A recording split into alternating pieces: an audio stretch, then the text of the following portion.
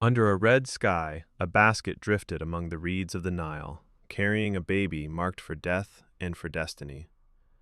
Moses was pulled from the water by Pharaoh's own daughter, raised inside the palace, and given the kind of life that should have made him loyal to an empire.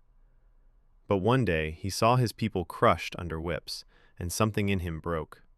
He fled into the wilderness, a prince turned shepherd, and for years he vanished into silence and dust. Then, in the heat of a burning bush, a voice called his name and sent him back to the throne that had rejected him. He returned to Egypt not with an army, but with a warning.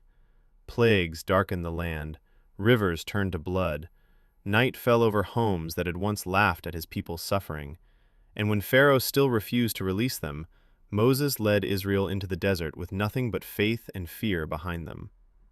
But every escape has its own trap. The sea rose in front of them, Pharaoh's chariots thundered behind them, and the world seemed to close like a fist. Then the waters split.